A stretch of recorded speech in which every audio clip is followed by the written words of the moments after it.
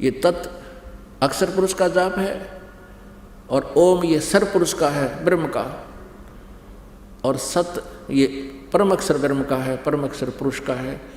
ये तत् और सत सांकेतिक हैं, ये दास बताओगा, ये कोड वर्ड है। इसलिए तत्वदर्शी संत के लिए ऑप्शन छोड़ रखी है गीता ज्ञानदाता ने चौथे अध्याय के 34वें श्लोक में। तब परमेश्वर ने कहा उस अनाड़ी से कि तूने 8वें अध्याय का 7वां और 5वां श्लोक तक पढ़ लिया, अब 8वां 9वां 10वां 8वें अध्याय का ये भी तो गीता जी में लिखा है, इस पर ध्यान ना गया तेरा मूर्ख। इसमें क्या लिखा है कि उस सच्चिदानंद घन ब्रह्म की यानी परम अक्षर ब्रह्म की जो साधना करता है, उस दिव्य पुरुष की जो साधना करता है, भक्ति करता है, उस पर तत्वदर्शी संत से की शरण में जा करके उससे नाम प्राप्त करके, तो भक्ति की शक्ति से, उस मंत्र के जापों की कमाई से वो उस परमेश्वर परम अक्षर ब्रह्म को ही प्राप्त होता है। उसकी शरण में जाने के बाद फिर सनातन परम धाम प्राप्त होता है। 18वें अध्याय के 62वें श्लोक में कहा। तब वो अज्ञानी हाथ जोड़कर खड़ा हो जाता है कि हे प्रभु, हम तो बिल्कुल अंधे हैं, ज्ञानहीन हैं। परमात्मा ने कहा कि तूने अपना जन्म बिगाड़ा, अपना मनुष्य जीवन बर्बाद किया और लाखों व्यक्तियों, करोड़ों यानी हजारों श्रद्धालुओं को और गुमराह करने का पाप भी सिर पर उठा लाया। अब तुझे नरक में ठोका जाएगा। और नरक दिखा दिया परमात्मा ने वहीं पर, ये देख ऐसा होगा और तुझे ऐसे टांगेंगे उल्टा, अब बनाओगे त्राचार्य वहाँ पर। अब कान पकड़े, हाथ जोड़े, एक टांग पर खड़ा हो गया, मुझे बचा लो प्रभु, बचा लो मेरे दाता।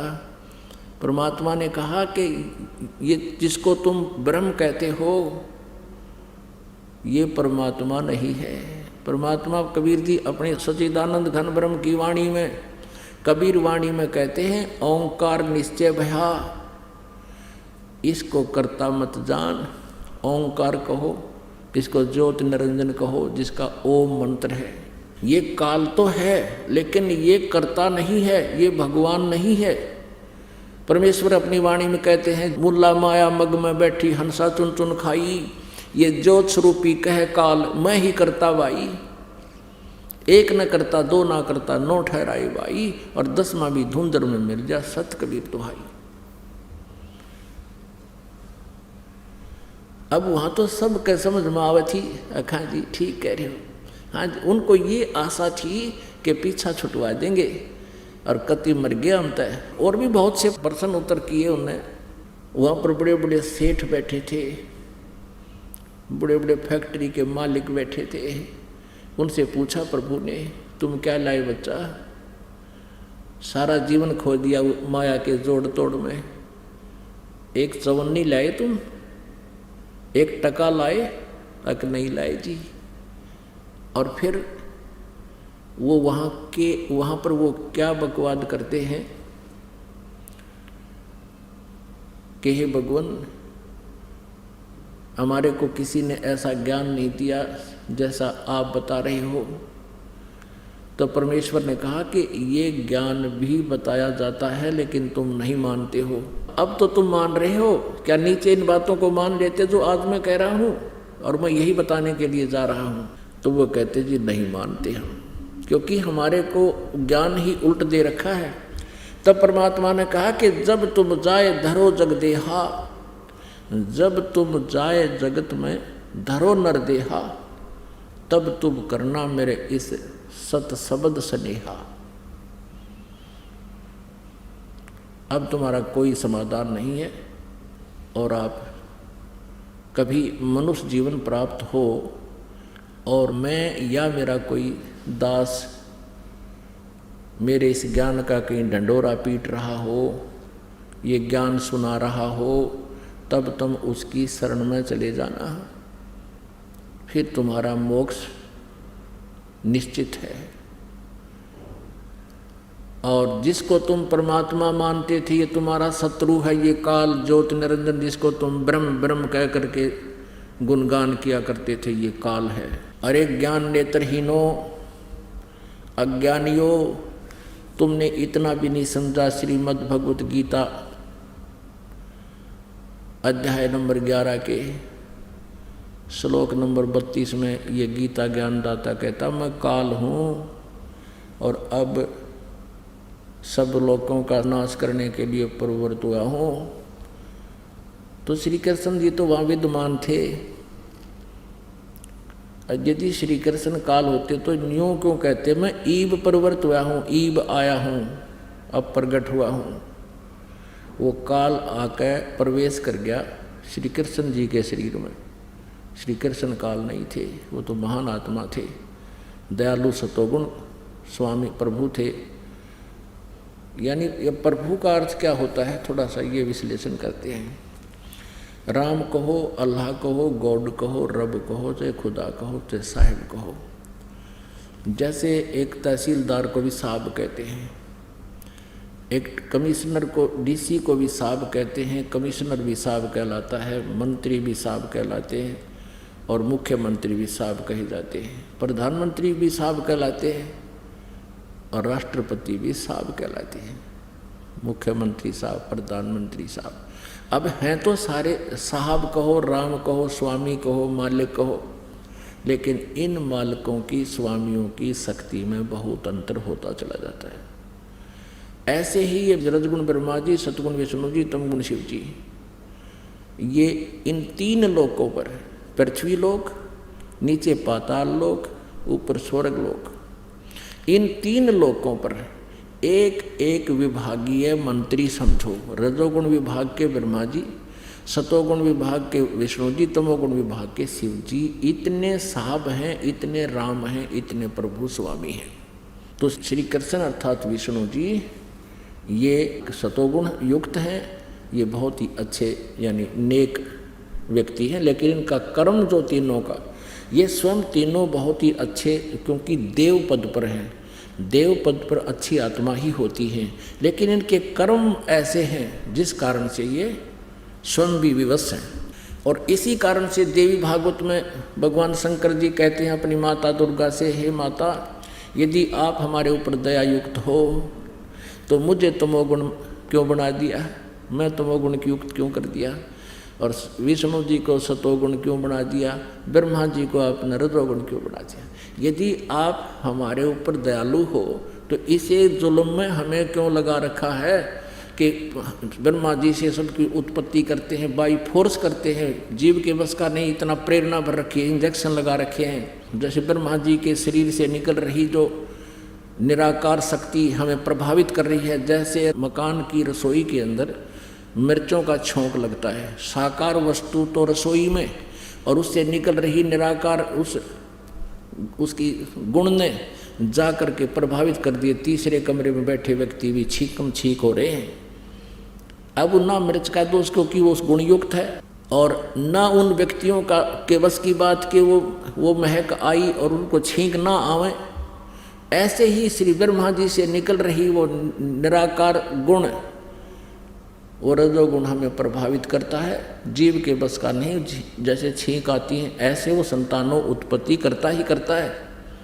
और फिर उसी से प्रभाव से वो यहाँ की संसारिक इस संपत्ति को जोड़ने में, ठाठ बाट करने में, राज प्राप्त करने में, प्रभुता प्राप्त करने में सारा जीवन खो देता है। और विष्णु जी से निकल रहा वो उसका निराकार गुण है, वो भले ही अपने अपने लोकों में विराजमान है, विष्णु लोक में विष्णु जी, शिव लोक में शिव जी और ब्रह्मा लोक में ब्रह्मा जी, लेकिन वहाँ से निकल रही उनकी जो तरंगे हैं,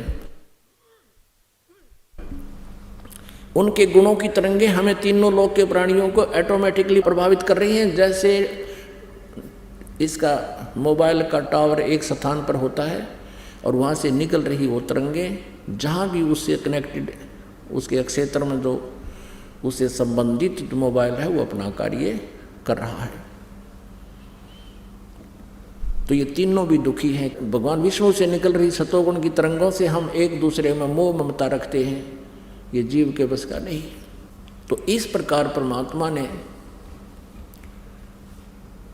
हमें ये ज्ञान देने की चेष्टा की, उन सभी को समझाया कि तुम जो साधनाएं करते हो,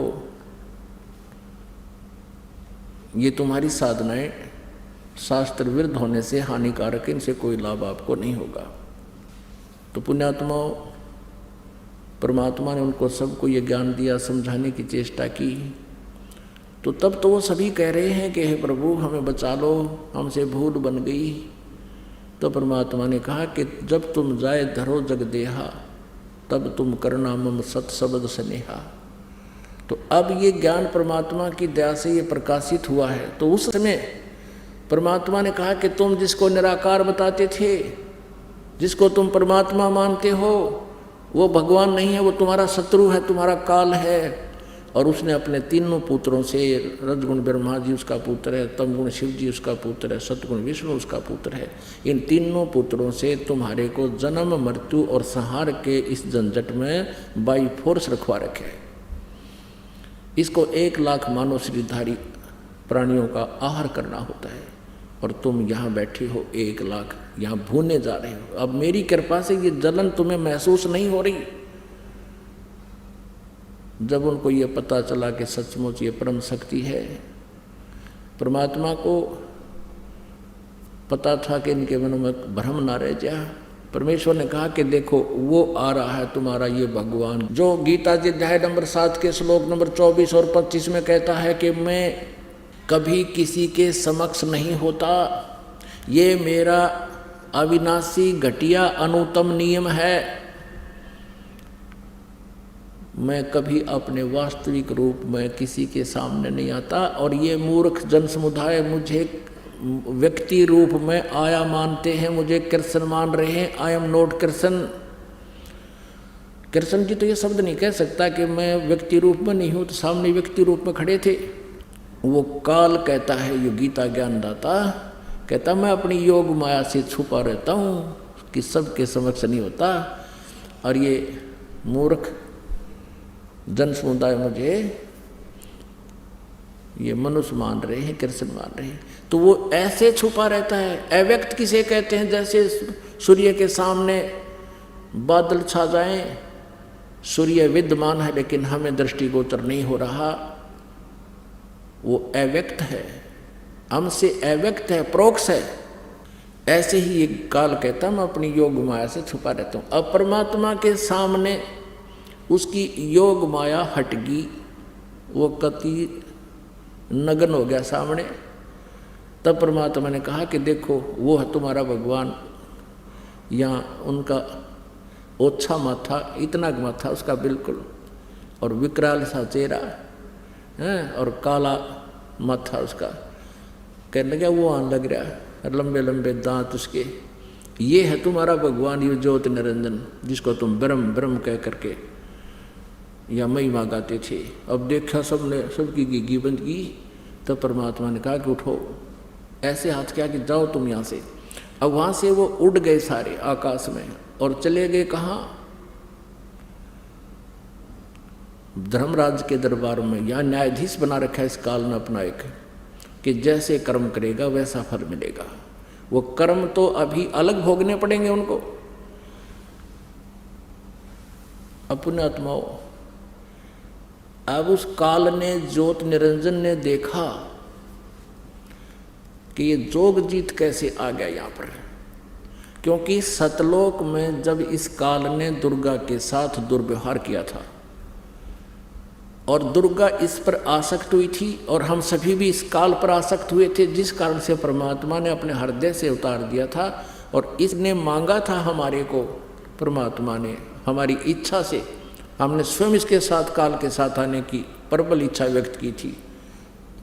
और श्री दुर्गा के शरीर में हम सभी को बीज रूप में फीड कर दिया था, और दुर्गा को एक स्त्री रूप दे दिया था, दुर्गा वाली आत्मा को। तो तब इसने सतलोक में दुर्गा के साथ दुर्व्यवहार करना चाहा था, और दुर्गा को परमेश्वर ने कहा था कि बेटी तेरे को मैंने वचन शक्ति दे दी है, और वचन से जितने भी जीव तू कहेगी उतने ही उत्पन्न हो जाएंगे। वचन से कह देना 1000 नर 1000 मादा, इतना कहते ही सभी उत्पन्न हो जाएंगे। लेकिन इस काल ने दुर्गा जी के साथ दुर्व्यवहार करना चाहा था, इसने अपनी इज्जत रक्षा के लिए दुर्गा जी ने, माया ने काल के पेट में शरण दी थी। तब परमेश्वर जोगजीत का रूप बनाकर अपने पुत्र का, जो सतलोक में 16 पुत्र हैं उनमें से एक जोगजीत भी है, जोगजीत का रूप बना करके काल के लोक में, पहले ये 21 ब्रह्मांड वहीं पर थे सतलोक में, वहाँ पर आए और दुर्गा को काल के पेट से निकाला, अष्टंगी को, और इन दोनों को 21 ब्रह्मांड समेत जो काल ने तप करके भगवान से प्राप्त किए थे 21 ब्रह्मांड, इन 21 ब्रह्मांडों समेत परमेश्वर ने जोगजीत रूप में प्रकट होकर के वहाँ से निकाल दिया था कि तुम यहाँ से चले जाओ। और उस दिन से कहा था कि तूने 1 लाख मानव शरीरधारी प्राणियों के खाने का श्राप लग गया है, आज से तेरा नाम काल होगा। तो उस वहाँ इसने फिर हाथ पैर भी जोड़े थे, मुझे माफ़ करवा दे भगवान, तो पिताजी से जोगजीत मुझे क्षमा करवा दे, मेरे तो गलती होगी, मुझे यहीं रख लो। तब कहा था कि अब तेरे लिए कोई ठिकाना नहीं, तू यहाँ से निकल जा। 21 ब्रह्मांड सतलोक से चल पड़े विमान की तरह 16 शंख कोस की दूरी पर, एक कोस लगभग 3 किलोमीटर का होता है। 16 शंख कोस, नील पद्म शंख, इतनी दूरी पर आकर के ये ब्रह्मांड 21 यहाँ पर चक्कर काटने लगे प्रभु की वचन शक्ति थे। तो काल ने देखा कि जोगजीत आज मेरी जो डायरेक्शन में आ गया, अब एकदम भयंकर हो गया जोगजीत जी के रूप में परमात्मा को देखकर, कबीर देव जी को देखकर, सतपुरुष को देखकर वो पहचान नहीं सका, मंदबुद्धि। उसने अपनी सोच से सोचा कि जोगजीत को हो सकता है परमेश्वर ने, पिताजी ने भेजा हो, और उधर से उसका दुख भी, प्रतिशोध लेने का भी अंदर प्रेरणा जबरदस्त थी कि इसको आज समारूंगा मैं, आज इसने गढ़ूंगा, कुटूंगा, इसकी देह ही तोड़ूंगा। इसने मेरे को वहाँ से निकाला था, यो कैसे आ गया मेरे लोक में। इस उद्देश्य से विकराल रूप धारण करके कहने लगा, जोगजीत पहले तो मुझे परमात्मा का कोई तू संदेश लेकर आया तो वो बता दे, क्या आज्ञा है उनकी। और जोगजीत आज तुझे मैं छोड़ूंगा नहीं, तूने मेरे साथ वहाँ बहुत बदसलूक किया था, मैंने तुझसे प्रार्थना की थी और तूने मुझे वहाँ रहने नहीं दिया था, आज तू कैसे आ गया मेरे लोक में। पुण्यात्माओं, यहाँ 21 ब्रह्मांड में इसी वृत्ति है हम सबकी। अब परमेश्वर ने कहा जोगजीत रूप में, मैं परमात्मा ने भेजा हूँ और तूने इन प्यारी आत्माओं की क्या दुर्गति कर रखी है। कोई गधा बना रखा है, कोई कुत्ता, कोई कुतिया, किसी की टांग टूट गई, किसी की आँख फूट गई, किसी का बेटा मर गया, किसी की बेटी मर गई, हाहाकार मचा हुआ है, तुझे दया नहीं आई। और ये तपस्या पर भून रहा है, ये हाहाकार मचाई, तब परमात्मा ने मुझे भेजा है। और क्या आदेश दिया सुन ले, नीचे जाऊंगा मैं तेरे 21 ब्रह्मांडों में, पृथ्वी लोक पर जाऊंगा और स्वर्ग आदि में जाऊंगा, सब जीवों को बताऊंगा कि ये भगवान नहीं है, जो साधना तुम कर रहे हो ये गलत कर रहे हो। वो असली मंत्र मुझे दे रखा परमात्मा ने, उस मंत्र को बता के आऊँगा और ये आध्यात्मिक ज्ञान, तत्व ज्ञान सुना कर आऊँगा, सबको तेरी पोल पाड़ूंगा। तूने ऐसा जुल्म कर दिया, सबको मिसगाइड कर रखा है। अब काल ने सोचा ये तो मेरा नाश करेगा, एकदम कहते हैं विकराल रूप धारण करके धर्मदास जी को परमात्मा बता रहे हैं कबीर जी कि मुझे मारने के उद्देश्य से इसने एकदम मेरे ऊपर झपट्टा मारना चाहा। तो धर्मदास परमेश्वर जी कहते हैं, मैंने सतनाम का श्वास उश्वास से सिमरन शुरू कर दिया। पुण्यात्माओं, ये जो दाव हैं परमेश्वर ने धर्मदास जी के माध्यम से आप जी को भी आगाह किया है कि ऐसे कभी आप पर कोई आपदा या काल का कोई दूत, प्रेत, पितर, भूत, भैरव, कोई किसी प्रकार का देवी देवता भी आपको सताने की चेष्टा करे, सतनाम का सुमन एक बार हृदय से शुरू कर देना, वो खोज जा ना पावे, आसपास भी नहीं मिलेगा आपको। इतनी पावर है परमात्मा के इस मंत्र में। लेकिन जो सच्ची विधि से लगा हुआ है और मर्यादा में रहकर उसका सेवन कर रहा है। कबीर जी ने बताया धर्मदास जी को कि धर्मदास, मैंने जो सतनाम का सुमन किया, 2 अक्षर का है सतनाम, ये अनाड़ी संत, ये कबीरपंथी, राधा स्वामी, धन धन सतगुरु वाले गाटा जोड़ रहे सतनाम, इन्होंने सत्य नाम का नाम भी रखी है। ये 2 अक्षर का नाम है, इसमें एक ओम अक्षर है, एक वो तत्व, वो सांकेतिक है। ये 2 अक्षर का मिलकर सतनाम बनता है, और तीसरा सत्य वो सार नाम है। सतनाम का सुमन करते ही कहते हैं उस काल की नहीं पार बसाई, ऐसे गिर गया जमीन पर जैसे पक्षी की पंख कट जाते हैं, वो उड़ नहीं सकता, पड़ा पड़ा तड़फ रहा होता है। यहाँ तक लिखा है कबीर सागर में कि वो इतना भयभीत हो गया इस मंत्र के प्रभाव से कि वो पाताल लोक में भाज गया, दौड़ गया। कहाँ तो टॉप मोस्ट प्लेस पर अपने निज स्थान में ब्रह्मलोक में था, इसने ब्रह्मलोक भी 2 स्थान पर बना रखा है। एक 21वें ब्रह्मांड में इसका अपना ब्रह्म स्थान है, खुद अपना निजी स्थान है। एक इसने ब्रह्मलोक प्रत्येक ब्रह्मांड में बना रखे है। तो ये उस समय ये सबसे ऊपर वाले 21वें ब्रह्मांड में विराजमान था, वहाँ से पाताल लोक सबसे नीचे के लोक में भाज गया, छुप गया। परमात्मा तक कहाँ जाएगा, वो परमेश्वरी वहाँ पहुँच गए। हाथ जोड़े, पैर पकड़े, चरण छू दिए, मैंने माफ़ कर दियो जोगजीत, मैं तो आपको भगवान जैसा मानता हूँ, मेरे से गलती होगी, वे तो अक्षमाई किया करते हैं, बच्चे तो गलतियाँ करते हैं। तो परमात्मा बोले खड़ा हो, यहाँ सबके सामने नहीं, चल वही बात करेंगे। वो फिर ले आए उसको ऊपर, फिर वहाँ वार्ता हुई। अब उस काल ने सोचा कि ये तेरी पावर, तेरी अपनी पावर से, शक्ति से तो इस बात बने को नहीं, तो उसने चापलूसी का मार्ग अपनाया। पैर पकड़े, हाथ जोड़े, तू मेरा बड़ा भाई, मैं तेरा छोटा भाई, क्योंकि जोगजीत वहाँ परमात्मा का पुत्र है। और बाद में, सबसे बाद में अंडे से उत्पत्ति परमेश्वर ने की थी इस ज्योति निरंजन की। तो कहता है तू मेरा बड़ा भाई, मैं तेरा छोटा भाई। मैं तो आपको परमात्मा पिता के समान मानता हूँ, और आपको परमात्मा ने पावर देकर भेजी है, जैसा कि आप कह रहे थे। आप जैसे उचित समझो चले जाना, लेकिन मेरी कुछ प्रार्थना स्वीकार करो और वचनबद्ध होकर सुनो। अब परमेश्वर ने कहा कि ठीक है, वचनबद्ध हो गया। बोल क्या मांगता भिखारी। तब उसने कहा कि 3 युगों में जीव थोड़े ले जाना, सतयुग, त्रेता, द्वापर में। आप कहो ना नीचे जाएंगे, सारा ज्ञान बताऊंगा, और फिर सतनाम यानी सही ज्ञान दे करके, नाम बता करके जीवों को सतलोक भेजूंगा। तो 3 युगों में जीव थोड़े ले जाना। मुझे श्राप लगा हुआ है 1 लाख मानव शरीरधारी जीवों के खाने का है, तो मेरी भूख कैसे मिटेगी। और 4था युग जब कलयुग आवे, तब तब शरण जीव बहु जावे। ऐसा वचन हर मोय दीजे, तब तुम गवन संसार ही कीजिए। मुझे ये वचन दे दो कि 4थे युग में कितने ले जाना। और एक और प्रार्थना है कि जो तुम्हारे ज्ञान को स्वीकार करे वो आपका, और जो हमारे अज्ञान के ऊपर आधारित रहे वो हमारा रहे, वो मेरे ही मुख में आवे, उसको आप ना डिस्टर्ब ना करना। ज्ञान आधार से ले जाना। और जो हंसा तुम्हारे गुण गावे, ताकि निकट काल नहीं आवे। ऐसे उसने कई प्रार्थनाएं की, और परमात्मा ने जोगजीत रूप में तथा अस्तु कह दिया। जब उसको ये हो गया कि सारी डिमांड मान ली,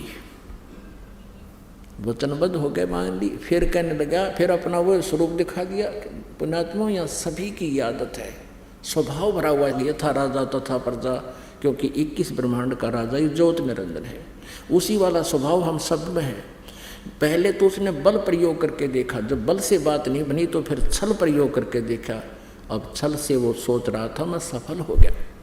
अब जब फिर उसने फिर अपने वही रूप दिखा दिया कि जोगजीत, जब तुम कलयुग में आओगे, कलयुग में लेने आएगा ना, अब तो सतयुग त्रेता द्वापर में तुम जीव ले जा नहीं सकते, वचनबद्ध हो गया। कलयुग में जब तुम आओगे, उससे पहले मैं 12 पंथ नकली तैयार कर दूंगा।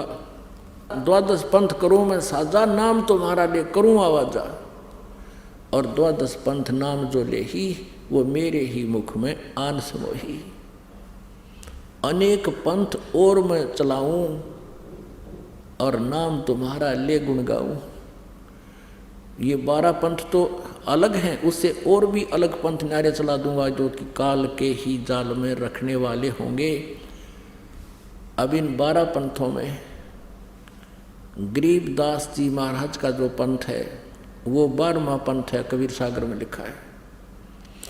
और उससे पहले वो कबीर पंथी हैं 11, और वो सभी काल के पंथ थे। और 12वां पंथ गरीबदास जी का आया है। उस 12वें पंथ में परमेश्वर कबीर जी ने लिखा कि 12वें पंथ गरीबदास वाले पंथ में हम ही चल आवें, और सब पंथों को मिटाकर एक पंथ चलावें। पुण्यात्माओं, ये कबीर सागर जो है कोई आज का लिखा हुआ नहीं है। ये वैसे तो सतयुग त्रेता द्वापर से ही चलता आ रहा है, लेकिन बीच बीच में ये सुरक्षित नहीं रह सका। परमात्मा ने फिर दोबारा बोला है 600 वर्ष पहले वही ज्ञान। अब इसके अंदर दिखाते हैं आपको 12 पंथों की सतीथि जो कबीर पंथ कहलाते हैं। और ये जो राधा स्वामी पंथ पूरा पंथ काल का है, और इसी से एक ब्रांच निकली है धन धन सतगुरु सच्चा सौदा जिसको कहते हैं सरसा के अंदर। और उसी से यहाँ एक गंगुआ के अंदर वो 600 मस्ताना बोल रहे हैं, वो भी उससे कुएं का पानी था, उसी काल के ही जाल का। और एक जय गुरुदेव है मथुरा में, वो भी इस राधा स्वामी आगरा वाले से ही निकला हुआ पंथ है। तो ये सभी काल के पंथ हैं। 500 नाम ये जाप देते हैं काल के हैं। और जो सच्चा सौदा वाले अकाल मूर्त सब स्वरूपी राम सतपुरुष देते हैं, ये इनका मनमाना आचरण है। ये कोई जाप करण के नहीं है, ये तो पर्यायवाची शब्द हैं। जैसे जल की प्राप्ति हो करनी हो, जल पानी नीर कहता रहे, उससे कोई लाभ नहीं होगा। उस जल को पाने का प्रोसीजर अलग है, उसमें हैंडपम्प लगाने का जो तरीका है वो अपनाना होगा। इसी प्रकार उस सतपुरुष को पाने का इस 3 मंत्र के जाप का प्रावधान है, जो इनके पास नहीं है। कौन सा मंत्र? ओम तत्सत, ओम ब्रह्म का, और तत् मिलकर सतनाम बनता है। इसका जाप अलग से करना होता है कुछ में। फिर सार शब्द दिया जाता है, सार नाम दिया जाता है, तब जीव का कल्याण होता है। तो उसमें आपको दिखाते हैं अब वो 12 पंथ कौन कौन से हैं। और परमात्मा 12वें पंथ में स्वयं चलकर आएंगे, ये कबीर परमेश्वर ने स्वयं कहा है अपनी सच्चिदानंद घन ब्रह्म की वाणी में, कबीर वाणी में। ये देखिएगा, कबीर सागर संपूर्ण 11 भाग खेमरा श्री कृष्णदास प्रकाशन बम्बई से प्रकाशित है। कबीर सागर संपूर्ण 11 भाग खेमरा श्री कृष्णदास प्रकाशन बम्बई से।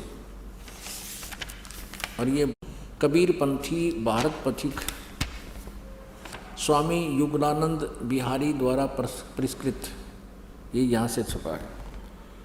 इसमें देखना, ये है कबीर वाणी 136 पृष्ठ पे। यहाँ लिखा है कि 12 पंथ काल फुरमाना, और भूले जीव न जावे ठिकाना। इन 12 पंथों में काल का ही फुरमान है, और इसमें भटके हुए भूले हुए प्राणी कभी भी सतलोक नहीं जा सकते। कौन कौन से? ये तो है कबीर वाणी में 136 पृष्ठ पे। अब देखो यहाँ पर कबीर चरित्र बोध में, ये है कबीर चरित्र बोध बोध सागर, और ये है 1871 पृष्ठ। और यहाँ देखते हैं बोध सागर, ये 1870 पर कबीर साहब के पंथों का वृंतांत। नारायण दास जी का पंथ, ये इन्होंने गलत लिखा है, नारायण दास नहीं है, ये चूड़ामणि जी का पंथ है। आगे दिखाएंगे दूसरे स्थान पर, वो सही लिखा है। दूसरा याज्ञोदास जी का पंथ, ये याज्ञोदास जी का पंथ। और तीसरा है सूरत गोपाल, चौथा है मूल निरंजन का पंथ, 5वां टकसारी पंथ, 6वां भगवान दास जी का पंथ, 7वां सतनामी पंथ, और 8वां कमालीय पंथ, कमाली का पंथ, और 9वां राम कबीर पंथ, 10वां प्रेम धाम की वाणी पंथ, और 11वां जीवा पंथ, और 12वां गरीबदास पंथ। अब इन्हीं 12 पंथों का फिर यहाँ कबीर वाणी में, ये कबीर चरित्र बौद्ध में आपने देखा, बौद्ध सागर में, और ये भी बौद्ध सागर है, और ये कबीर वाणी है 136 पृष्ठ पर। यहाँ लिखा है, द्वादश पंथ चलो सो भेद, द्वादश पंथ काल फुरमाना, भूले जीव न जाओ ठिकाना, ताते आगम कही हम राखा, वंश हमारा चूड़ामणि शाखा। प्रथम जग में जागू भरमावे, ये दूसरा होना चाहिए था, प्रथम तो ये चूड़ामणि है। यहाँ इन्होंने गलत अपनी तरफ से मिलावट कर दी कबीर पंथियों ने। ये लिखा है, ये बौद्ध सागर 1870 पृष्ठ पर, ये कबीर चरित्र बौद्ध में। यहाँ पर इन्होंने गलत लिखा, यहाँ लिखना था प्रथम चूड़ामणि जी का पंथ, दूसरा यागोदास जी का पंथ, और सूरत गोपाल मूल निरंजन चौथा। अब यहाँ उसी का प्रमाण है। अब हमारे हैं 136 कबीर वाणी पे, 136 पर, द्वादश पंथ काल फुरमाना, भूल्य जीव न जाए ठिकाना, ताते आगम कह हम राखा, वंश हमारा चूड़ामणि शाखा। ये चूड़ामणि प्रथम होना चाहिए, ये गलत लिख रखे हैं। और दूसरा होना चाहिए थे, दूसरा जग में जागू भरमावे, ये यहाँ पर लिखा है इसको, ये देखिएगा, यागो पंथ, जागू कहो तो यागोदास पंथ और सूरत गोपाल। प्रथम नहीं, या दूसरा जग में जागू भरमावे, बिना भेद वो ग्रंथ चुरावे, और दूसरा सूरत गोपाल होई। यहाँ इन्होंने ये लिखा सूरत गोपाल पंथ दूसरा, ये 1870 पृष्ठ पर। ये तीसरा है सूरत गोपाल, और यहाँ भी तीसरा ही होना चाहिए था, इन्होंने दूसरा लिख दिया। ये थोड़ा सा मिलावट करें, चोर चुरावे तुमड़ी गाड्डे पानी में, वो गाड्डे हुआ ऊपर आवे, सच्चाई छैनी ना। अब यहाँ लिखना था तीसरा सूरत गोपाल होई, और अक्सर जो जोग दृढ़ावे सोई, और चौथा, ये चौथा होना चाहता, तीसरा नहीं, मूल निरंजन वाणी, चौथा पथ टकसार भेद वो, और पांचवा पंथ बीज को लेखो, और छठवां जो सातवां होना चाहिए था सतनामी पंथ। हम अपने काम पर आते हैं, यहाँ देखिएगा, अब 10वां, ये 11वां यहाँ आ जाता है, परम धाम की वाणी। अब 12वां यहाँ से शुरू होता है, संवत 1775 होई। ये वैसे गलती से मिसप्रिंट है, यहाँ 1774 होना चाहिए था संवत। गरीबदास जी का जन्म संवत 1774 में हुआ है। संवत 1775 होई, तादिन प्रेम प्रगटे जग सोई। 12वां पंथ जिसे चला गरीबदास जी को, उसका जिक्र है ये। आज्ञा रहे ब्रह्म बोध लावे, कोली चमार सबके घर खावे, और साख हमारी ले जीव समझावे, असंख जन्म ठोर नहीं पावे। 12वें पंथ प्रगट हो बानी। अब 12वें पंथ गरीबदास जी वाले पंथ के विषय में चर्चा चल रही है कि मेरी वाणी यानी मेरी महिमा की वाणी पुनः प्रकट होगी गरीबदास जी द्वारा। परमेश्वर कबीर जी गरीबदास जी को मिले थे। गरीबदास जी काल के दूत नहीं थे, गरीबदास जी ने तो सही ज्ञान दिया, लेकिन आगे वाले कबीर गरीबदास के पंथियों ने उसको समझा नहीं। अब 12वें पंथ प्रगट हो हवा बाणी है नहीं, प्रगट हुआ बाणी और शब्द हमारे की निर्णय ठानी। अब गरीबदास जी के बाद जितने भी उनके अनुयायी हुए हैं वो परमेश्वर की वाणी जो गरीबदास जी ने महिमा लिखी है वो समझ नहीं सके। 12वें पंथ प्रगट हुआ बाणी शब्द हमारे की निर्णय ठानी और अस्थिर घर का मर्म न पावे, ये 12 पंथ हमी को ध्यावे। कहते गरीबदास वाले पंथ तक भी स्थिर घर शाश्वत स्थान को प्राप्त नहीं कर सकते, सतलोक को प्राप्त नहीं कर सकते, और हमारे ही उस वाणी को वह आपस में निष्कर्ष करते रहेंगे, उसकी जानकारी एक दूसरे को उलट सुलट देते रहेंगे। 12वें पंथ प्रगट हो वाणी शब्द हमारे का निर्णय ठानी, उसका निष्कर्ष निकालने की चेष्टा करेंगे पर वो समझ नहीं सकेंगे। अस्थिर घर यानी सनातन परम धाम को प्राप्त नहीं कर सकते, उसका धाम का मर्म नहीं पाएंगे। ये 12 पंथ हमें को धावे। आगे स्पष्ट कर दिया परमेश्वर ने, 12वें पंथ हम ही चल आवे, हम स्वयं आऊँगे गरीबदास वाले पंथ में, यानी गरीबदास के रूप में नहीं, उसके पंथ में आगे चल के 12वें पंथ हम ही चल आवे और सब पंथ मिट एक ही पंथ चलावे। धर्मदास जी से कह रहे हैं कि 12वें पंथ में आऊँगा मैं आगे चल के, और सब पंथ मिटा के एक ही पंथ चलाऊँगा। अब वो अपना ही परमात्मा दास भेज दिया, अपना वही और शक्ति उन्हीं की काम कर रही है। धर्मदास जी से कहते हैं, तब लग बोधो कुरी चमारा, फिर तुम बोधो राज दरबारा, प्रथम चरण कलयुग निर्याना, निराना, तब मगहर मांडो मैदाना। ये प्रथम पीढ़ी होगी, प्रथम चरण होगा जब मैं मगहर से शरीर चला जाऊंगा। परमात्मा कबीर जी कह रहे हैं ये प्रथम चरण होगा, प्रथम चरण कलयुग निर्याना, तब मगहर मांडो मैदाना। धर्म राय से मांडो बाजी, तब धर बोधो पंडित का जी। अब आगे देखो, 5505 तब ये शब्द होएगा साचा।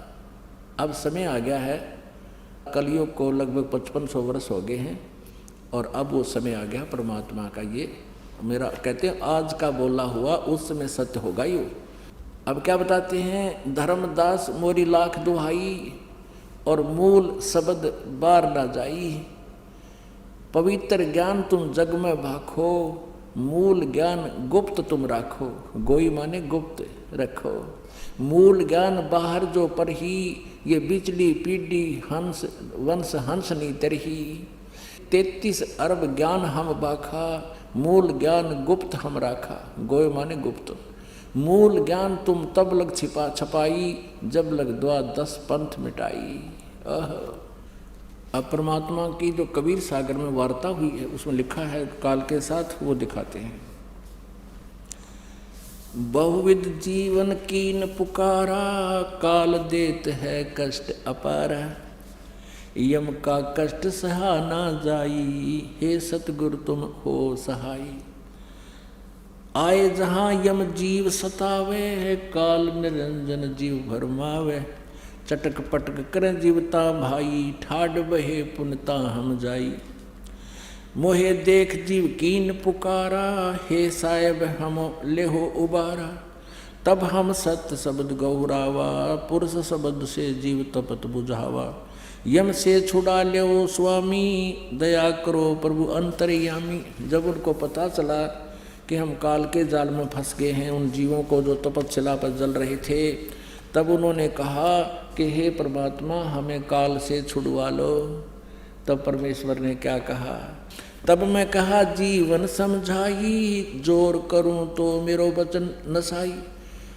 अब परमेश्वर प्रत्येक युग में आते हैं, और इसी प्रकार प्रत्येक युग में फिर भी तपस्या पर उन जीवों को फिर ज्ञान देते हैं, क्योंकि पता है परमात्मा को आपत्ति में ये प्राणी मेरी बात न मान सकते हैं, और जब तक इनके झूठे रंग का रंग चढ़ा हुआ है ये नहीं सुनते कति मेरी बात ने।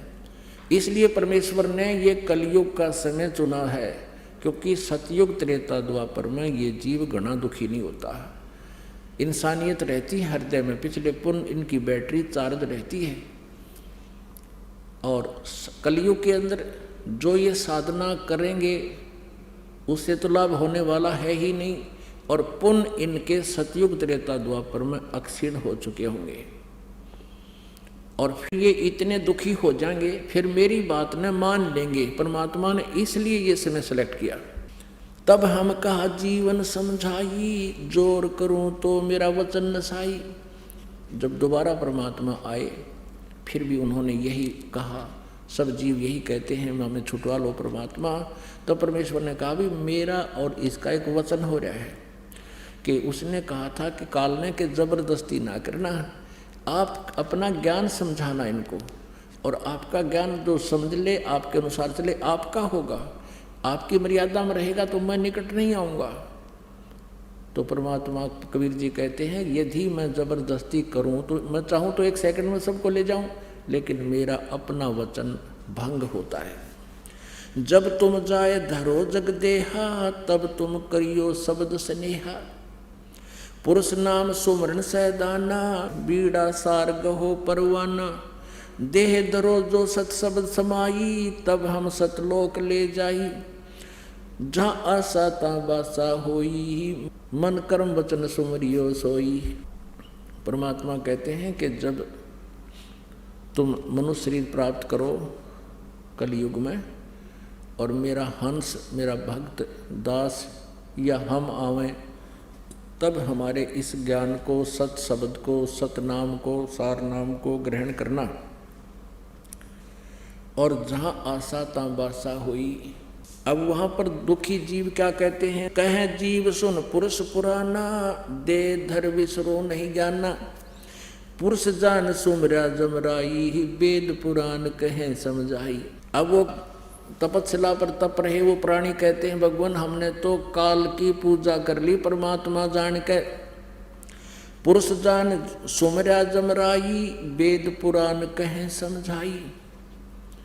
इन वेदों और पुराणों को समझाने के वाले जितने भी गुरुजन हैं सभी यही कहते हैं कि ये ब्रह्म ही परमात्मा है। हमने तो हे भगवान अब पता चला आपके ज्ञान से, हमने तो भगवान जान के काल की पूजा कर ली, इसके जाल में फंसे रहने की।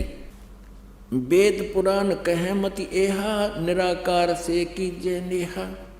सुर नर मुनिजन 33 करोड़ी, बंधे सभी निरंजन डोरी। ताके मते कीन हम आशा, अब मोहे चीन पड़ा यम फासा।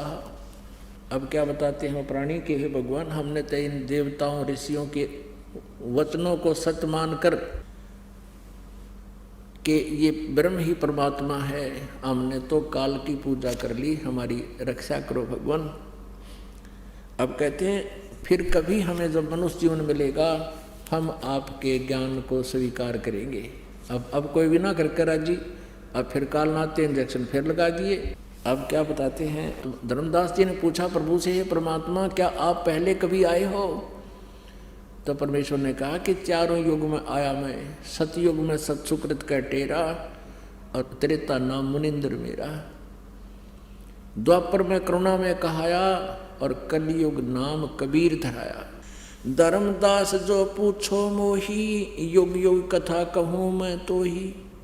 जब ही पुरुष आज्ञा की ना, जीवन काज पृथ्वी पग दीना। कर परिणाम तभी पग धारा, पहुँचे जाए निरंजन दरबारा। प्रथम चले जीव के काजा, पुरुष प्रताप शीश पर छाजा। आवत मिले ये काल अन्यायी, पुन तिन हमसे राड बढ़ाई। हम दूसरी बार फिर आए, अब कलयुग में भी आए, यू काल फिर आ गया।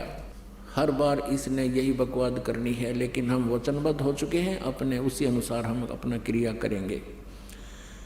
अब कहते हैं मोह को देख धर्म डिग आवा, महाक्रोध बोले उतरावा अतुरावा।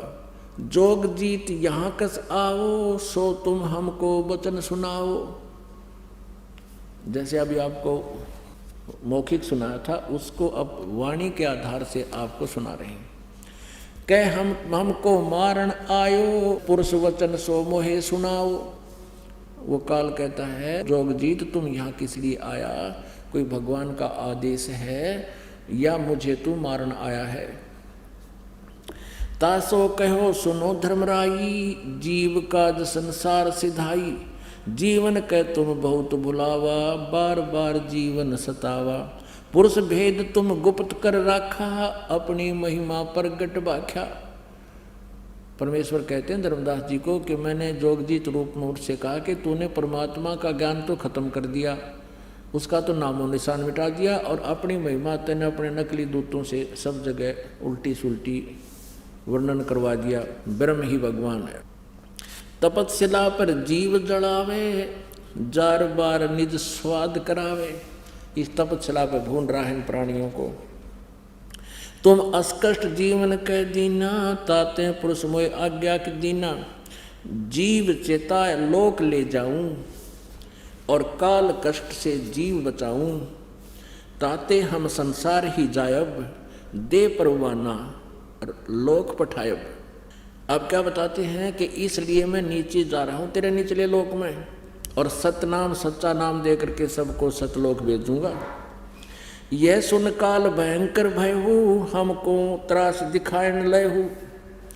इतना सुनकर ये काल भयंकर रूप धारण करके मुझे प्रताड़ित करने के लिए मेरी तरफ आया। और क्या कहने लगा, 70 युग हम सेवा कीनी, राज पृथ्वी मोकुदीनी, पुरुष पृथ्वी मोकुदीनी। यानी 21 ब्रह्मांड का ये साजबाज परमेश्वर ने मुझे दे रखा है, और 70 और 64 युग 3 बार हमने तप कर रखा है, तब लिया ये। 70 युग हम सेवा कीनी, राज बढ़ाई पुरुष मोहिदीनी। फिर 64 युग सेवा ठाया वो, अष्टखंड पुरुष मोही दयाओ। तब तुम मार निकारा मोही, जोग जीत ना छोड़ूं तो ही। कि तब तूने मुझे वहाँ से धक्के से मार कर निकाल दिया था, अब जोग जीत मैं तुझे गढ़ूंगा। तब हम कहो सुनो धर्मराया, इस काल को धर्मराय भी बोलते हैं, हम तुम्हारे डर नहीं डराया, हम कह तेज पुरुष बल आही, अरे काल तेरे डर से मैं नहीं डराई। परमात्मा कहते हैं, मैंने उसको कहा अपने आप को छुपा करके कि मेरे पास परमात्मा की शक्ति है और तेरे से मैं डरता नहीं, कर ले अपने जो फंड तूने करने हैं। पुरुष प्रताप सुमरति ही 12, शब्द अंग से काल ही सारा। तत्क्षण दृष्ट भई, तत्क्षण दृष्टिता ही पर हेरा, श्याम ललाट भयोती केरा। पंख घात दस होवे पखेरू, ऐसे काल मही पर हेरू। पंख घात, जैसे पक्षी की पंख कट जाती हैं। करे क्रोध कुछ नहीं बसाई, तब पुनः परेऊ चरणन तले आई। जब इसकी नहीं बसाई मेरी तरफ, तो मेरे चरणों में आके गिर गया। कहे निरंजन सुनो हो ज्ञानी, करो विनती तो ही सू। जान बंधु विरोध की ना, घाट भई है मोहि सू। पुरुष सम अब तो ही मैं जानो, नहीं दूजी भावना। तुम बड़े सर्वज साहेब, अक्षमा छतर तनावना। धर्मराय असविनती ठानी, मैं सेवक द्वितीय नहीं जानी। दयावंत तुम साहेब दाता, एति कृपा करो हे ताता। अब वो याचना कर रहा काल परमेश्वर से, अब हम वचन तुम्हारा मानी, लीजो हंसा हम सो ज्ञानी। विनती एक करूं हो ताता, वचन बंद मानो हमारी बाता। हे बड़े भाई, तात माने बड़े भाई, मेरी बात को तू मान ले, और हाथ जोड़कर वचन करता हूँ। सतयुग त्रेता द्वापर माही, तीनों युग जीव थोड़े जाही। चौथा युग जब कलयुग आवे, तब तब शरण जीव बहु जावे। ऐसा वचन हर मोय दीजे, तब संसार गवन तुम कीजे। हे प्रभु, ऐसा वचन मुझे दे दो, फिर तुम चले जाना। जब परमात्मा ने कह दिया कि ठीक है तथास्तु, फिर क्या कहता है, यूँ चापलूस यूँ कहे जी, वो जो नाम है ना, नाम दोगे नीचे सतनाम, वो मुझे बता दो, और जिसके पास ये नाम होगा ना, फिर मैं उसको छोड़ दूंगा। परमात्मा बोले, ऐसा बालक मत समझा मुझे, मैं तेरी सारी चाल समझता हूँ। अगर मैं तुझे ये नाम बता दूंगा तो अपने दूता ने बता देगा कि ये नाम दे दिया करियो। उनसे लाभ तो होना नहीं, लेकिन ज्ञान में भिन्नता ना होने से जीव फंसे रह जाएंगे मेरे।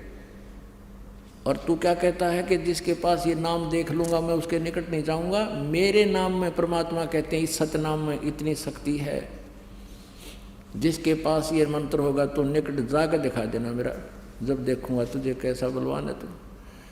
ये इस मंत्र में अपने आप इतनी शक्ति है, तो उसके निकट जा ही नहीं सकेगा, और बता दूंगा तो सारे इसको भांडा फोड़ देगा। पिछली पीढ़ी में ये तेरा जाल कैसे पर्दाफाश होगा, अब हो गया इसका पर्दाफाश सारा। परमात्मा ने ये वहाँ से सुनियोजित तरीके से अभी तक छुपा रखा है। अब परमात्मा कहते हैं धर्म राय तो प्रगट बाखा, और गुप्त अंक बीड़ा हम राख्या। और जो कोई लेवे नाम हमारा, उसको छोड़ तू हो जिए नारा। स्पष्ट हिदायत दे दी कि जिसने मेरा नाम ले लिया उसको, उससे दूर हो जाना, उसको परेशान नहीं करना। जो तुम हंस को रोक को जाई, तो काल तुम ऋण नहीं पाई। जब तूने मेरे भगत को, मेरे हंस को रोकने की चेष्टा की, तो तेरे को यहाँ रहने नहीं दूंगा, तेरी वो हालत करूंगा, याद रखेगा तुम। जो तुम हंस रोक को जाई, तो तुम काल ऋण नहीं पाई। अब क्या कहता है काल के बेशक जाओ, ए साहेब तुम पंथ चलावो, जीव उभार लोक ले जाओ। एक पंथ तुम आप चलावो, जीवन ले सतलोक पठाओ। द्वादश पंथ करूं मैं साजा, नाम तुम्हारा ले करूं आवाजा। ना बतावे नाम, कहते तेरा नाम कबीर, कबीर भगवान, कबीर साहब कर कहते तेरे 12 पंथ चला दूंगा नकली आपके पंथों में गड़बड़ कर दूंगा। द्वादश पंथ करूं मैं साजा, नाम तुम्हारा ले करूं आवाजा। द्वादश यम संसार पठाऊं, नाम तुम्हारा ले पंथ चलाऊं। प्रथम दूत मम प्रगट जाई, पीछे अंश तुम्हारा आई। कितनी चाल सुनियोजित तरीका अपना रखा काल ने। कहता है मैं 12 दूत अपने भेजूंगा। इसने के कर रखा है पुण्यात्मा, इस काल के जाल को आपने समझना पड़ेगा। जिस तरह हम रामायण का गोटा ला रहे थे, अभी तक 100 बार सुन रखी, 1000 बार सुनने दिल करता था, ऐसे इस परमात्मा के तत्व ज्ञान को, इस कहानी को बार बार समझना होगा, तब आपका हृदय रुकेगा। जैसे ही पिछली पीढ़ी आ गई कलयुग की, और जितनी भी पुण्यात्मा अब शरण में आएंगी, लाखों करोड़ों की संख्या में आएंगी यहाँ पर, जो सच्ची श्रद्धा से आखिरी श्वास तक लगे रहे, राम नाम रटते रहो, राम नाम रटते रहो, जब तक घट में प्राणे, कदे तो दीन दयाल के भनक पड़ेगी कान। इसमें ऊबन की आवश्यकता नहीं है कि हमने 20 वर्ष हो गए, हमने 30 वर्ष हो गए, 10 वर्ष हो गए भक्ति करते ने, हमें क्या मिला। इसका क्या मिलेगा वो तो फल देखना, जब बच्चा स्कूल अपने सब एजुकेशन पूरी करके यहाँ से चला जाएगा तब मिलेगा उसको। अब क्या होगा, जैसे जो पुण्यात्मा है आखिरी सांस तक भक्ति करते हुए अपना आखिरी दम तक भक्ति करनी है यार। और इसका फल, जैसे बच्चा कोई कहे कि मैं कॉलेज में पढ़ रहा हूँ, मुझे नौकरी तो ना मिली, नौकरी तक कॉलेज की पढ़ाई पूरी कर लेगा जो बाहर मिलेगी तो सतलोक में मिलेगा इसका प्रतिफल आपको। यहाँ तो ये छोटा मोटा सुख जो आपको चाहिए तो वैसे भी दे देगा आपको भगवान। तो फिर क्या होगा, कुछ भक्त अच्छी आत्मा होते हुए भी पथभ्रष्ट हो जाएंगे, नाम त्याग देंगे। जो अच्छी कमाई कर रखे जिन्होंने भक्ति की, उनमें से 12 सेलेक्ट करेगा यो।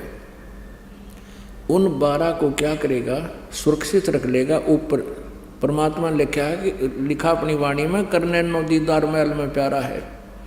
इन 12 अचिंत को एक स्थान बना रखा है, वहाँ इन 12 को सुरक्षित रखता है, बहुत अच्छी आत्माओं को। और फिर उनको इस कलयुग में उनका जीवन नष्ट करने के लिए जन्म देता है ये काल। जैसे ये शिवदयाल जी राधा स्वामी पंथ के प्रवर्तक, उन्हीं उन 12 दूतों में से एक थे। और जैसे उन 12 का जब यहाँ अवतरण हो जाता है वो तो नरक में चले जाते हैं, उसके बाद फिर 12 सुरक्षित रख लेता है ये। अब जैसे ये इनके पीछे कितने ये चल गए, करोड़ों अनुयायी गुमराह हो गए, इनकी छोटी मोटी सिद्धियों को देखकर, जैसे सच्चा सौदा वाले जो प्रवर्तक थे इसके, सच्चा सौदा सिरसा वाला जो, वैसे तो राधा स्वामी पंथ की एक ब्रांच है, और वो थे श्री खेमामल जी सामस्ताना, ये भी उन्हीं में से एक थे। इनकी वचन में सिद्धि थी, पिछली बैटरी चार्ज थी, छोटी मोटी सिद्धियाँ दिखा रखा है, लिख रखा है इनकी महिमा।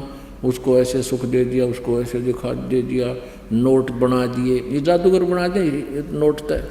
और फिर स्वयं इंजेक्शन रिएक्शन से मृत्यु होगी उस सामस्ताना की, संत न्यों मर्या करेंगे तय। तो इस प्रकार ये बार कहते हैं, इन 12 यमों को, अपने दूतों को बार बार भेजूंगा। 12 यम संसार पठाऊं, नाम तुम्हारा ले आवाज लगाऊं। ये राधा स्वामी दंड सतगुरु वाले सतलोक सचखंड की महिमा गाते, सतपुरुष की, और नाम काल के दे 5। अब काल क्या कहता है कि प्रथम दूत मम प्रगट जाई, पीछे अंश तुम्हारा आई। यही विधि जीवन को भरमाऊं, पुरुष नाम जीवन समझाऊं। 12 पंथ नाम जो ले ही, सो हमरे मुख आन समोही। इन 12 पंथों में जो नाम लेंगे वो मेरे ही मुख में आवेंगे, बाहर नहीं जा सकते। कहा तुम्हारा जीव न माने, हमारी ओर हो बाद बखाने। कहते हैं कोई भी जीव तुम्हारी कहा नहीं मानेगा, क्योंकि मेरे दूत पहले जाएंगे और वो सबको भ्रमित कर देंगे, अज्ञान से परिपूर्ण कर देंगे, फीड कर देंगे। और तुम सच्चा ज्ञान उनको समझाने की चेष्टा करोगे, वो मेरी ही ओर हो करके वाद विवाद करेंगे और तुम्हारे ज्ञान को स्वीकार नहीं करेंगे। कहते हैं अनेक पंथ और चलाऊं, वासे भ्रमित ज्ञान फैलाऊं। इन 12 पंथों से अलग भी मैं अनेक पंथ और चलाऊं। ये राधा स्वामी धन्वंत सतगुरु, ये मथुरा वाला जय गुरुदेव, ये सारे वो भ्रमित पंथ हैं, काल के पंथ हैं।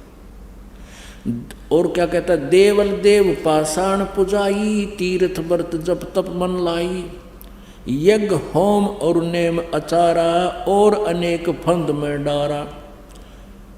जाओ ज्ञानी तुम संसारा, जीव न माने कहा तुम्हारा। अब क्या कहता, काल के जाओ जोगजीत, संसार में जीव तुम्हारा कहा नहीं मानेंगे, उनको ऐसा कर दूंगा, उनको भ्रमित ज्ञान से भरमा दूंगा।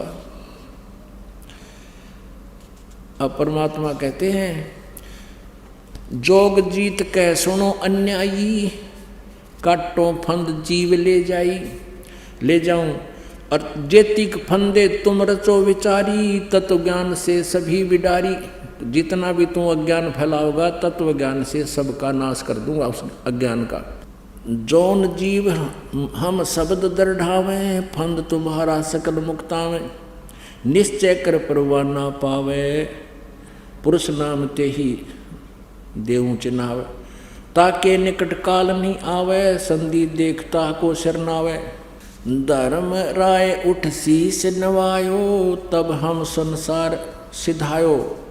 जब हम देखा धर्म सकाना, तब हम वहाँ से किया पियाना। कहे कबीर सुन धर्मनि नागर, तब हम आ गए भवसागर।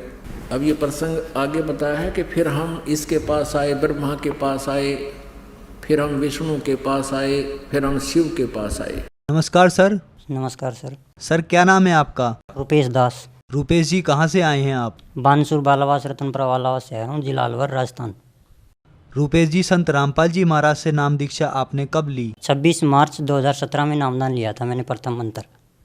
सर 2014 से संत रामपाल जी महाराज जेल में हैं और आपने 2017 से संत रामपाल जी महाराज से नाम दीक्षा ली, तो ऐसा क्या कारण था जो आप संत रामपाल जी महाराज की शरण में 2017 में आए? और भी बहुत से संत हैं जिनकी शरण में आप जा सकते थे। सर पूर्ण मोक्ष कैसे मिलेगा, जन्म मरण से छुटकारा कैसे मिलेगा, और आध्यात्मिक ज्ञान के लिए, और हमारे घर में भूत प्रेतों की बाधाएं थी, इनसे छुटकारा पाने के लिए हमने संत रामपाल जी महाराज से नाम दीक्षा ली। संत रामपाल जी महाराज से नाम लेने से पहले आप क्या भक्ति साधना करते थे? हम घर वाले सभी देवी देवताओं की भक्ति करते थे। हमारी बहन भी थी एक, जो 11-12 साल की थी, वो भी भक्ति करती थी, तो उनकी मौत हो गई अचानक पैर में दर्द आने के कारण। फिर हमने शानी शेवड़ों की डॉक्टरों के पास नहीं लेके गए, शानी शेवड़ों को बुलाया और रात को जागरना भी किया। उनको बुलाने के कारण और 10-15 दिन के बाद में ही हमारी बहन की मौत हो गई। और हमारे पापा जी थे, हमारे पापा जी उनके यानी कोई तो जिन बताता उनको, कोई भूत बताता था उनके अंदर, कोई कुछ देव देवताओं के बारे में बताता था। तो हमने वीर तेजाजी हीरामल इनके पास भी लेके गए। इन्होंने बोला भाई कोई जिंद नहीं, पित्तर है। और हम जोधपुर सजाड़े धाम गए तो वहाँ बोला अक भाई जिंद है। और भी कई देवताओं के पास गए तो उन्होंने कोई कुछ कहते हैं, कोई कुछ कहते हैं। हमारे पिताजी एक ऐसा अंदर पता नहीं क्या था, जिन था क्या नहीं था, जो शिव जी का मंदिर होता है, उसी शिवलिंग की मूर्ति होती है, वहाँ पर जो ऊपर पानी के जो घड़े होते हैं, मटके होते हैं, उनके अंदर पानी भरा हुआ होता है। वो मेरे पिताजी उनके मंदिर में चढ़ कर मटकियों को फोड़ने लगे।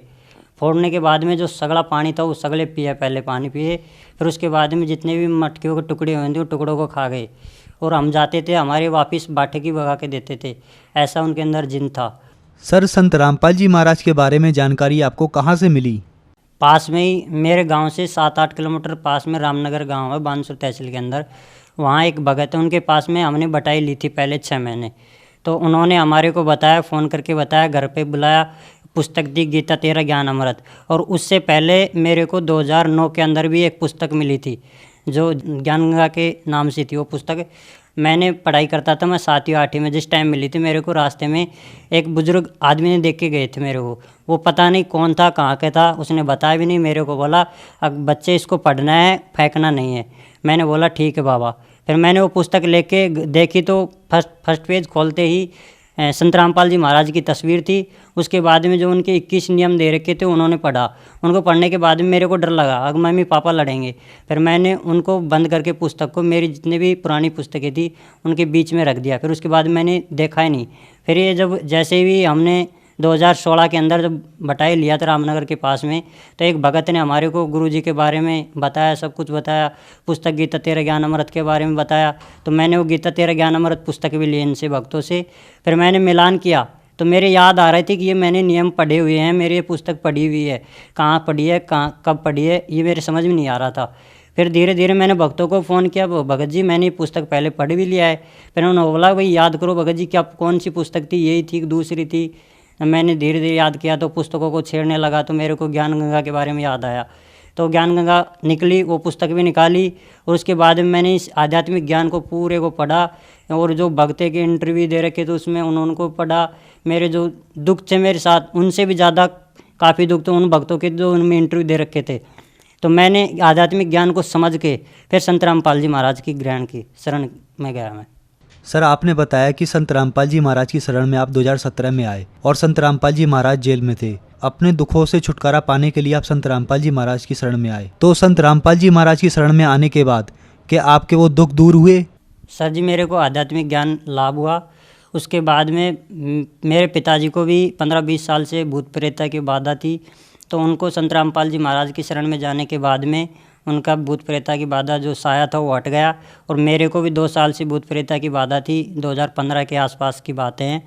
तो तब मैंने संत रामपाल जी महाराज की शरण में गया, तब से मेरे भूत प्रेता की बाधा हट गई। और मेरी माताजी के पेट में दर्द रहता था 4-5 साल से, तो उन्होंने खूब 3-4 ऑपरेशन भी करवाए हैं, पथरियाँ भी काफ़ी निकली हैं, और हाथों का वो ऑपरेशन हुआ है, तब भी फ़ायदा नहीं होता था। जब संत रामपाल जी महाराज की शरण में गई तब से उनका पेट का दर्द का गायब है। और जो वो भी नशा करती थी मेरी माताजी, बीड़ी तंबाकू ये पीती थी, वो संत रामपाल जी महाराज की शरण में जाने के बाद में वो नशा भी छूट गया। सर ये जो अभी 20 दिन पहले की बात है, 1 मार्च 2018 के अंदर जो बहरोड के अंदर सत्संग का प्रोग्राम था 4 मार्च 2018 का, तो उसमें 3 दिन पहले की सेवा चली हुई थी। तो हमने 2 मार्च 2018 को वहाँ पर सेवा के अंदर गए बहरोड। तो 3 तारीख को सत्संग के दौरान मैं पुस्तक सेवा कर रहा था चौक के ऊपर, जो दिल्ली की तरफ जो सड़क जाती है उधर उस पुलिया के नीचे। तो वहाँ अचानक पुस्तक सेवा करते करते 4 बजे की समथिंग मेरे बगल में छाती में दर्द आया। छाती में दर्द आने के बाद में मैंने, मेरे पास 2-3 भगत थे, उनको बताया भगत जी मेरी तकलीफ़ हो रही है। उन भगत जी ने बोला भगत जी टैबलेट ले लो, सुई लगवा लो, सामने मेडिकल है, संत रामपाल जी महाराज के जो चन्नामत जो देते हैं अमृत धारा वो पी लो, सब ठीक हो जाएगा, परमात्मा दया करेंगे। फिर मैंने संत रामपाल जी महाराज जो चन्नामत होता है वो भी पिया। उसके बाद टैबलेट भी ली 2, उससे फ़ायदा नहीं हुआ। फिर एक ट्यूब आती है वो भी लेके आया, उससे फ़ायदा नहीं हुआ, ज़्यादा होने लग गया। ज़्यादा दर्द होने के कारण फिर मैंने भक्तों के पास कॉल भी किया, भगत जी मेरी तकलीफ़ ज़्यादा बिगड़ती जा रही है, मेरे को पता नहीं कैसा क्या दर्द है, पहले अचानक पहले ऐसा दर्द कभी नहीं हुआ। फिर ये भगत जल्द से जल्द लेके गाड़ी लेके आए। गाड़ी लेके आने के बाद मेरी तकलीफ़ ज़्यादा और बिगड़ गई थी। तो भगत भी जो मोटरसाइकिल लेके आए थे वो घबरा गए, भगत जी हम नहीं ले जा सकते और हमारे से सिटी के अंदर गाड़ी भी नहीं चलाई जा सकती स्पीड पर, आपको तो फ़ौरन जल्दी हॉस्पिटल में ले जाना होगा। तो वहाँ पर एक भगत राजेश दास बहरोड के, उनके पास गाड़ी थी, तो उन्होंने फ़ोन किया, वो भगत जी गाड़ी लेके गए। गाड़ी में मेरे को लिटा दिया और पवन दास भगत जी रामनगर के वो मेरे साथ थे। और जब वो गाड़ी में भी लिटा कर मेरे को ले जा रहे थे हॉस्पिटल की तरफ, तब रास्ते में मैंने खूब उल्टी की, उल्टियाँ हुई काफ़ी, आप 1 लीटर जग भर लो, इतनी उल्टी हुई और कुछ भी नहीं, पानी था नहीं रहा। और फिर हॉस्पिटल के गेट पे पहुँचते ही मैं बेहोश हो गया था। उसके बाद में मेरे को पता नहीं था, एक भगत जी था मेरे साथ, वो मेरे साथ आए हुए हैं, वो आपको आगे के बारे में बताएंगे भगत जी। नमस्कार सर। सर नमस्कार। सर क्या नाम है आपका? सर पवन दास। पवन जी, अभी आपके मित्र रुपेश जी बता रहे थे कि इनके साथ कुछ घटना घटित हुई, ये बेहोश हो गए, आपने इनको संभाला और आप इनको हॉस्पिटल में लेके गए, तो वहाँ पर क्या हुआ? सर, इन्होंने मेरे पास फ़ोन किया तो फ़ोन करते ही हम मोटरसाइकिल लेके गए। तो इनकी हालत इतनी ख़राब हो चुकी थी कि मोटरसाइकिल पे जाने के काबिल नहीं थे, क्योंकि भीड़ इतनी थी बाज़ार में। फिर फ़ोन किया हमने राजेश दास के पास, तो वो गाड़ी लेके आई। गाड़ी में लेके गए तो हॉस्पिटल ले जाते इनकी ऐसी कंडीशन हो गई कि संभालना मुश्किल हो गया। जैसे डॉक्टर के पास जैसे तैसे करके ले गए अंदर, तो डॉक्टर ने चेक किया, तो डॉक्टर ने कहा कि भाई इनको जल्दी से जल्दी आप पहले तो ईसीजी करवाओ। ईसीजी करवाने के बाद मेरे पास इनको मत लेके आना, सिर्फ रिपोर्ट लेके आना, इनको रेफ़र करना है या आप जयपुर ले जाओ या दिल्ली ले जाओ। जैसे डॉक्टर ने कह दिया कि ईसीजी करवाओ, तो ईसीजी करवाई। ईसीजी को हम लेके डॉक्टर के पास गए, तो डॉक्टर को दिखाई, बिल्कुल जीरो आ रही थी। रेफ़र के लिए बोल दिया कि इसको जयपुर ले जाओ या दिल्ली ले जाओ, इसमें इसको जल्दी से जल्दी आप वहाँ पहुँचा सकते हो। इसकी नब्ज़ नाड़ी कुछ भी नहीं आ रही। डॉक्टर ने जैसे देख लिया कि भाई बिल्कुल जीरो रिपोर्ट, नब्ज़ नाड़ी कुछ भी नहीं है, तो उसके बाद में सुमरन जैसे संत रामपाल जी महाराज से अर्जी लगवाई तो इनको होश आया। तो डॉक्टर भी एकदम से अचंभित रह गए कि ये क्या चमत्कार है, एक तो रिपोर्ट 0-0 बता रही है और एक इनको आधे घंटे में ही होश आ गया, ये तो बहुत बड़ा चमत्कार है। तो चमत्कार को देख के सारे डॉक्टर सारे अचंभित रह गए कि ये तो कोई बहुत बड़ा चमत्कार है, ये संत रामपाल जी महाराज का चमत्कार है, जो कि हम सतभक्ति करते हैं। और इन्होंने को जीवन दान दिया, एक मौत के मुंह में से निकाला इनको, रुपेश दास जी को। तो सर, पवन जी ने बताया कि आपको आधे घंटे के लिए मृत घोषित कर दिया गया था। तो जैसे ही आपके मित्रों ने जब संत रामपाल जी महाराज से अरदास लगाई तो वहाँ से जवाब आया, तो आप आधे घंटे बाद फिर से होश में आ गए। तो उसके बाद क्या हुआ? सर, जब भगत लोग बता रहे थे मेरे को आपके संत रामपाल जी महाराज के पास अरदास लगाने के बाद आपको आधे घंटे बाद होश आया।